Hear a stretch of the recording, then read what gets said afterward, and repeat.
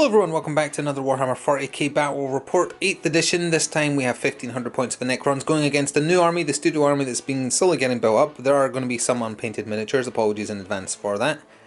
But in the effort of getting them on the table now, we have 1500 points of Iyanden Craftworld themed Eldar, who I refuse to call Aeldari. We'll take a look at the list and then randomise the mission. So before we take a look at the new army, you've already seen a little preview of them when we were going just over the table there, but here's the Necron list being led by two overlords.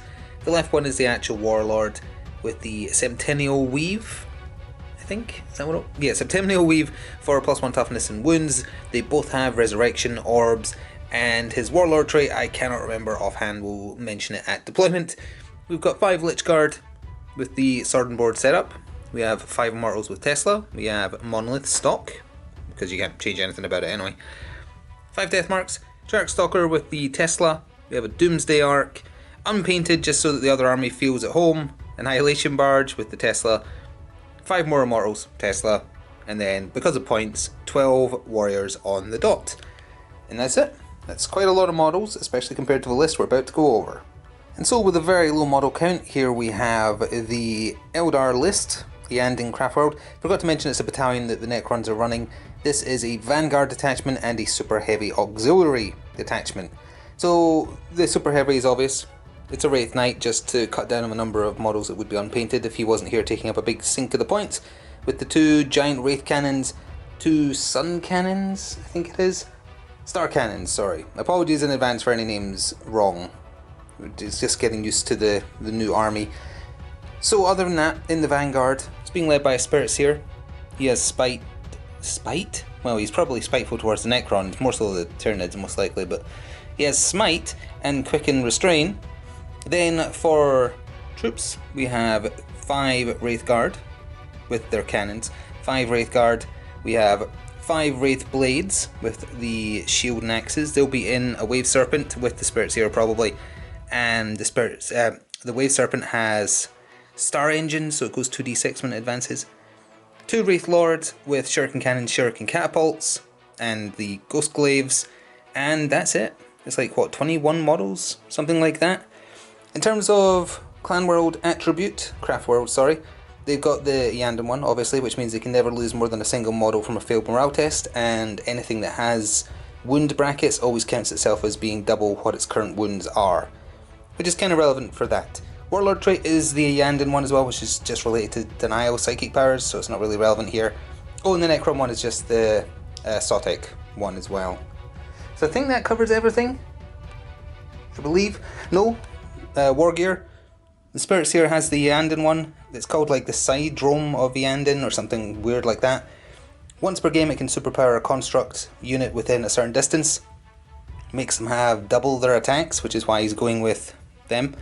And afterwards they take d3 wounds each, unfortunately. But that's the list. We'll see how they do. Now we have to go generate a mission. Alright, let's see what we're doing today. Objective: supply cache. Players take it in turns to place 6 objective markers. Each must be placed more than 6 inches from any other objective and the battlefield edges. At the start of each player's turn, they must roll a dice for each marker they control in any order they wish. If they roll a 6, they've found the supply cache. Remove all other markers. The player that controls the supply cache at the end of the 5th battle round wins the battle. Okay, so it's find the supply cache, hold it till the end of the game. We can do that. Deployment. Didn't we do that one last time? Let's take a reroll on that. Oh, okay, we'll do that one. Kind of weird Vanguard with deployments touching right in the middle. And then a twist. Many paths to victory. Draw an extra objective card. Both objective cards are used for the battle. If players achieve one of the objectives each, then the battle is a tie. Okay. Glory Seeker. That's the power rating one. Okay, we'll do the power rating one on top of the supply cache, because that way if the supply cache is found super early, there's still a chance for the other side to win. Alright, complicated, but that's what we'll do. We'll be back at deployment. So we're at deployment. This is the Necron side of the table, and they've went right up to the like triangular or pyramid shape you can get from here. But they've got one Immortal Squad with this objective back here so that they can check if that's the supply cache. This one, one of the Overlords might pull back. That's the Warlord one there. The other one is over here backing up the other Immortals who are guarding that objective. The Death Marks deployed. They're in that building there, just overlooking the battlefield. Then we've got the Stalker, Annihilation Barge, and Doomsday Cannon there. Then right up at the front we've got the warrior blob, and in front of them we've got the Lich Guard right at the tip of the spear. And at the other end of the table we have the very few in number Iyanden Craftworld Eldar. The unpainted Wraith Guard are kind of straddling those two objectives.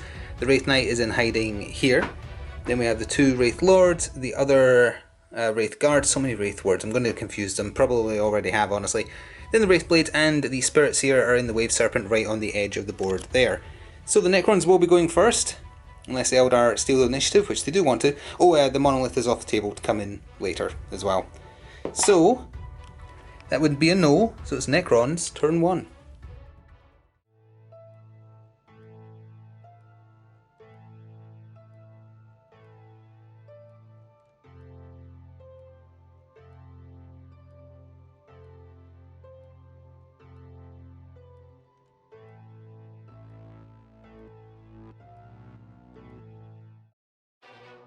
So at the end of the movement, and no psychic phase for the Necrons, the Immortals both just stayed next to their objectives. The Doomsday Ark, since it can't really see the Wraith Knight very well anyway, moved to be within of that objective.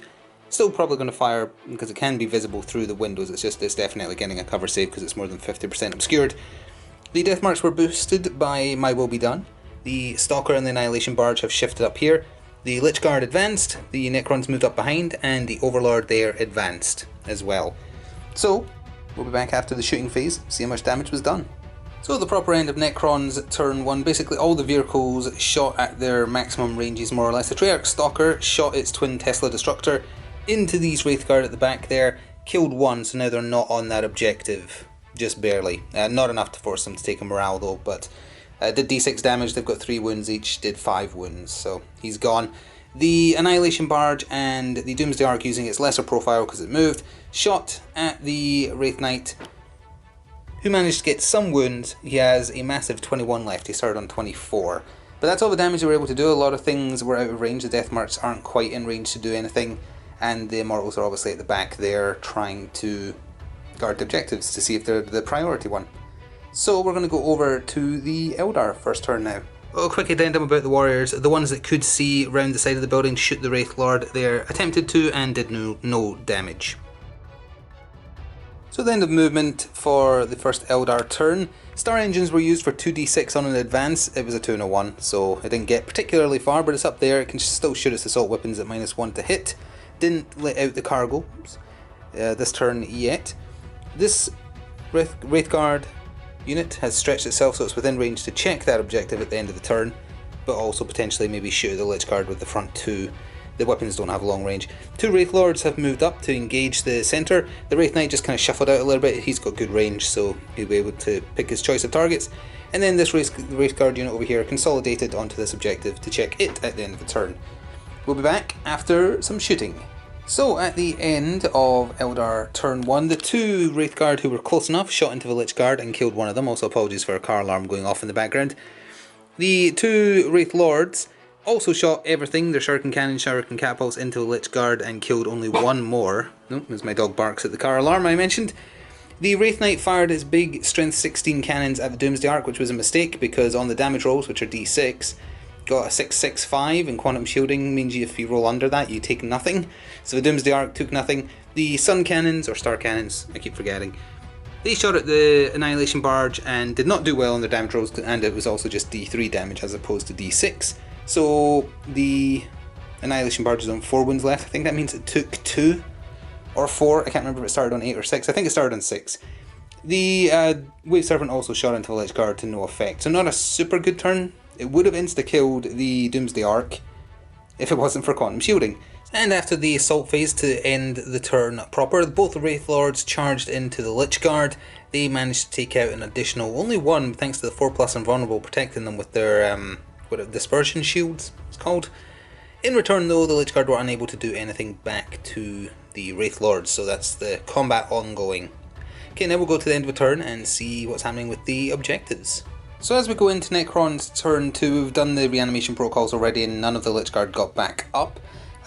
Something to notice though about the supply cache, you're actually supposed to check objectives held at the start of the turn.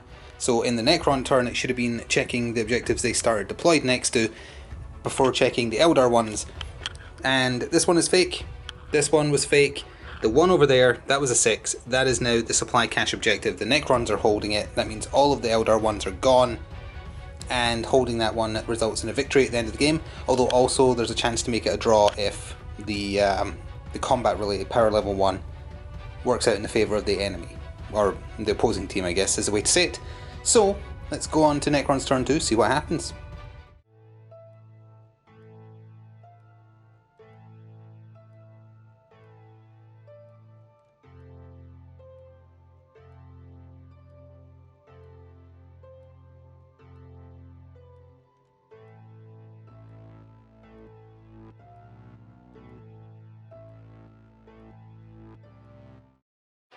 End of movement for Necrons Turn 2 and the monolith has descended. It's 12 inches away from enemies, so it's 12 inches away from the Wraith Guard unit over there.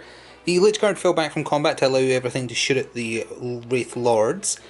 The Necron Warriors kind of bundled up with the Overlord behind them, and he's done I Will Be Done, or My Will Be Done rather, on them again. These Immortals tried to advance but they only got an inch, because they need to massively reposition now. The Doomsday Ark stayed still because it wants to fire its full profile at the Wraith Knight most likely, or maybe a Wraith Lord, who knows. They just kind of shuffled to now protect the objective that needs to be held. The Deathmark stayed still in the building here, and the Treyarch Stalker and the Annihilation Barge are ready to open fire on the Wave Serpent. So then we'll be back after shooting. So at the end of Necron shooting prior to, I think there's one charge that's going to be happening. The Monolith did a lot of damage. Its particle whipped into the Wraith Knight. The Doomsday Ark also stayed still and shot full power into the Wraith Knight as well. He's hurting pretty bad. He's down to 10 wounds remaining. But he counts as having 20 wounds, so he's not actually degraded in his statistics yet. He has to be basically dead for that to happen, thanks to being Iyanden. The God's Flare arrays on the sides shot into the Wraith Guard here, did 2 wounds, and has left that one on 1. The Necron Blob with My Will Be Done, so they were shooting on 2s. Rapid fired into the Wraith Lords, were not able to get through the toughness 8, or 7, or whatever it is. All the Wraiths are just blending together at this point. Let's see, over that end of the table, I'm at the wrong side for that, Annihilation Barge and the Treyarch Stalker shot into the Wave Serpent. It's got 11 wounds remaining. 11 wounds remaining, but I think the Treyarch Stalker is going to try and do some damage because it whiffed with its shots. So we'll be back at the proper end of a Necron turn after Assault. At the end of Necron Turn 2 proper, the Treyarch Stalker easily made it in. The Shuriken Cannons and Catapult, which I think I forgot to mention the Wave Serpent was armed with because he's mostly just a delivery system. Did not get Overwatch. In combat, the Treyarch Stalker, who has very few attacks and should definitely get more in the future in any kind of Necron buff that comes, didn't do anything, and in return the Wave Serpent hits on 6s, so did nothing back. He is kind of stuck there now. Well, he can hover over him, but he's in combat, so he would have to fall back. So we'll see what happens though as we go into Eldar Turn 2. After movement and psychic for the Eldar, as you can see, the Wraith Blades plus the Spirit Seer have flooded out the back of the Wave Serpent. Spirit Seer cast Smite on the Annihilation Barge, got a Super Smite, only did 2 wounds, but that does only leave it on 2 wounds remaining. The Wraith Lords have kind of split up slightly, splitting between the Necron Warriors and the Annihilation Barge. Incidentally, the Deathmarks did fire last turn, realised after when the camera was off, forgot to mention, they just shot to no effect, so it wasn't anything important. This unit of Wraith Guard have moved up as best they are able. They're a bit in range now. This Wraith Guard unit is consolidated and is heading towards the Monolith to back up the wounded Wraith Knight, which is also heading towards the Monolith to hopefully deal with it, because if it doesn't, the Monolith is most likely killing it next turn. So, that's it. Let's see what happens after shooting. At the end of shooting for the Eldar Turn 2, the Monolith has been removed, but it actually wasn't the Wraith Knight that did most of the work. Despite firing strength 16 shots, it was actually the 4 surviving Wraith Guard here. They were within range to fire, they do d6 damage, they ignore its save, and the Monolith doesn't have quantum shielding, thankfully. So eventually, I think it had like 12 wounds left after the Wraith Knight got done with it, shooting everything at it. And the Wraith Knights, the Wraith Guard, Wraith, they finished it off. It did not explode, it's removed. Over here, one Wraith Guard was in range to shoot at the Lich Guard. They did so. I don't think it killed him.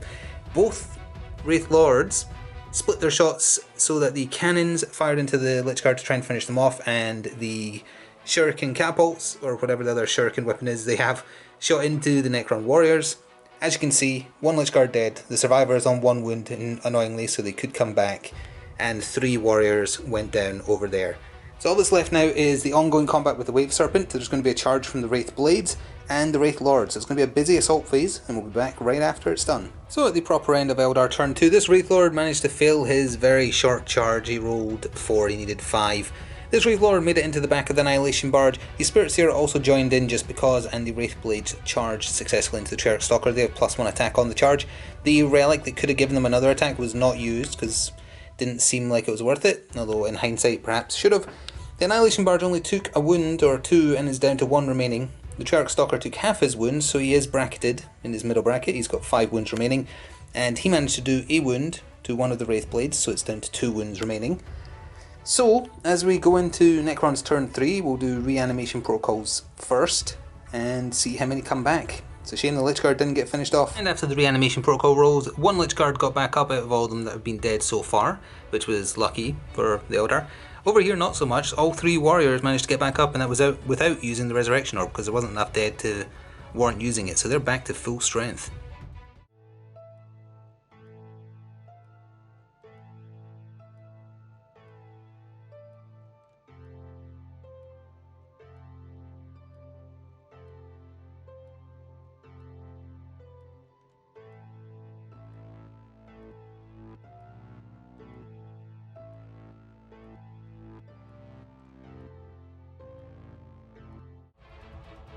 In a movement for Necrons Turn 3, the 2 surviving Lich Guard have moved up a little bit. The Necron blob of warriors has opted to stay still, as did the Doomsday Ark, to fire at full effect. These Immortals ran again, they got a better 4 inches on top of their base move. The Death Marks have stayed still in the tower still to pretty much shoot at whatever they want that's not in combat. And the Annihilation Barge and the Triarch Stalker are pretty much stuck where they are. This unit of Immortals shuffled slightly around the objective, and that's it. So now it's on to the shooting. There wasn't that much of a shooting phase due to most targets being locked in combat, so the Necron Warrior Blob rapid fired into the closest Wraith Lord. The Doomsday Ark fired its high intensity beam at it, rolled a 1 for a number of shots, spent a command point to reroll it, rolled a 1. And then the Death Marks also shot into the same Wraith Lord. All said and done, it's down to 8 wounds remaining, down from 10, so not super damaged. We have the ongoing combats, plus I believe the Lich Guard are going to charge in again. Not sure about the Necron Warriors, but we'll be back at the end of this assault phase. And we're back at the end of Necron Turn 3 proper. 1 Lich Guard went down in retaliatory attacks from the Wraith Lord, and the other is on 1 wound now. And I think he didn't take any damage in return. Over here, both the Annihilation Barge and the Triarch Stalker fell in battle, although not before the Spirit Seer took a couple of wounds, with 3 wounds remaining from the Annihilation Barge. Neither of them exploded, and then you can see where they're consolidated to. Just kind of tidied themselves up here, heading towards the priority objective over there. I think that covers everything, so now we're going into Eldar Turn 3. And then a movement in Psychic for Eldar Turn 3. Things are starting to turn a little bit. You can see that the Wraith Knight is shuffled along here. These 2 Wraith Guard units are very slow, so we're not going to get very far, but they have moved up.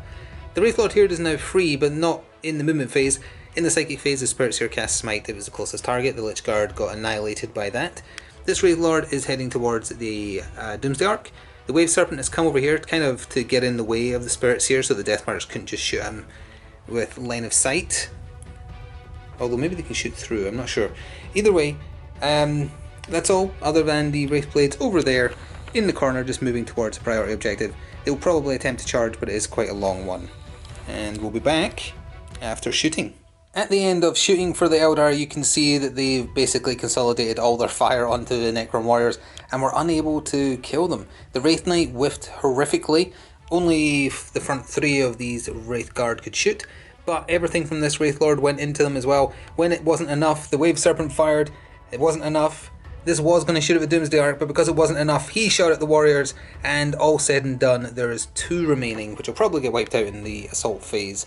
And even if they don't, the morale will handle the rest, most likely.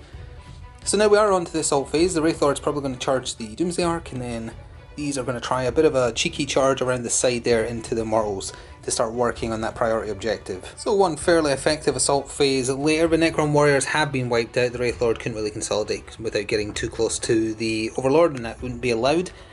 This Wave Lord charged the Doomsday Ark, took a lot of hits on the way in actually, got a lot of good results on the Overwatch, down to 5 wounds, but remember he counts as being double, so he's still fighting at full efficiency. Doomsday Ark just went down to 10 wounds, other than that it's fine. Over here the Wraithblades barely made it in, so only 3 of them could fight, took out 2 of the Immortals, and the Immortals consolidated, tried to attack back and failed. I think that covers everything, right? Yeah, that was the Warriors and the Lich Guard. So as we go into turn 4 for the Necrons, we'll see if the Immortals come back. Exactly 1 Immortal came back to the unit and is locked in combat with the rest of them.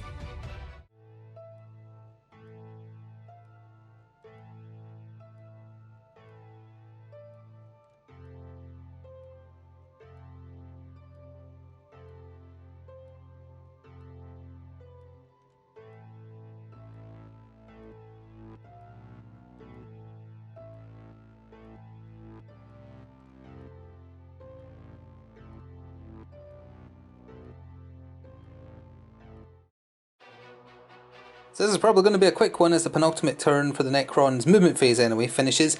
The Immortals stayed locked in combat because falling back doesn't give them many options. The Overlord is waiting behind. Deathmark stayed still. The Doomsday Ark did fall back, and that is in order to let the Immortals there shoot at the Wraithlord. The Warlord has also moved towards the wounded Wraithlord, just hoping to take it out. The Necrons are still winning because they're claiming the objective, although probably heading for a draw because the kill points wise or power level wise the Necrons have definitely lost more. Anyway, we'll be back after their shooting. So a very quick shooting phase for the Necrons. The Immortals assaulted into the Wraithlord. The Deathmark rapid fired into the Wraithlord. He only lost a wound all said and done, so he's down to 4 remaining. And again, they're not shooting at the Spirit Seer even though he's a character, because only the top one can actually see him. The rest, their line of sight is blocked by the Wave Serpent that moved in front of them. So onto assaults. The Warlord is going to charge, and I think that's it. So we'll be back when that combat is resolved. So that assault phase didn't go super well for the Necrons. The Overlord charged with his Void Scythe, which I think I forgot to mention he was upgraded with.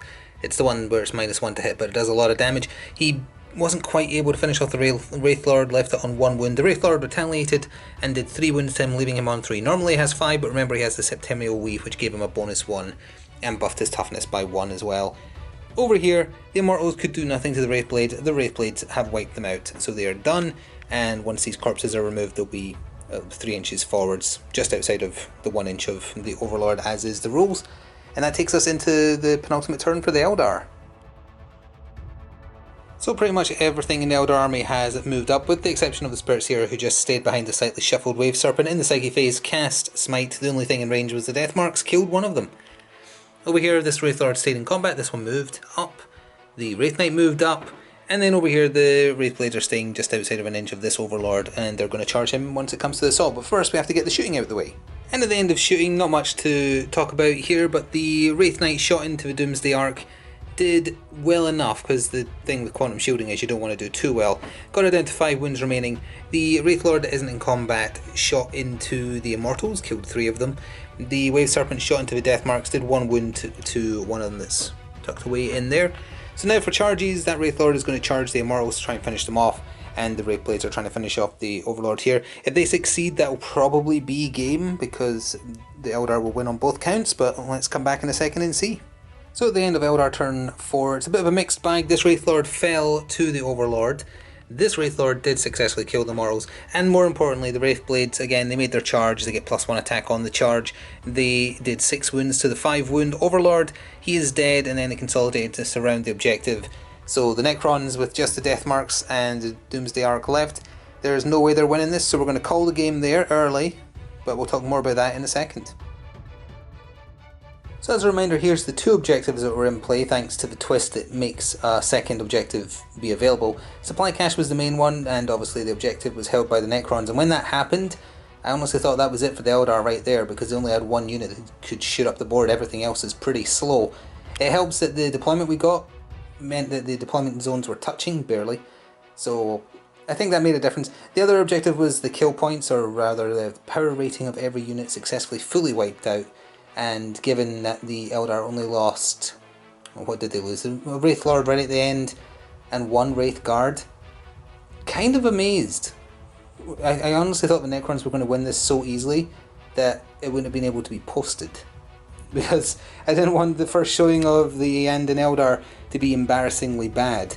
As it turns out, they did well. If the Monolith had managed to take out or like bracket the Wraith Knight and last longer than a turn, I feel like it would have made a big difference, although as it turns out, the monolith should have been much more worried about these little guys as opposed to the giant bullet spongy Wraith Knight, who he had 1.5 good rounds of shooting.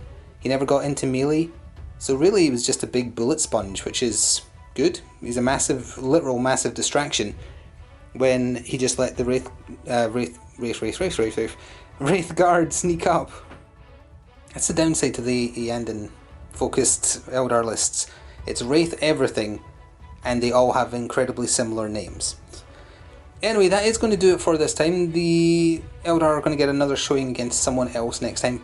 Probably the same list, unless can prepare some more miniatures in time. At the very least, hopefully maybe have something else painted, maybe even everything painted, we'll see. That was a bit of a short one, but just because of the way it worked out, it's a major victory for the Eldar and a no victory for the Necrons. We're counting a major as doing both the objectives, which they did, and a minor if they'd had one and the Necrons had none. Although I guess that wouldn't be impossible because of it being kill point related. Either way, Eldar did take this. Very surprised actually.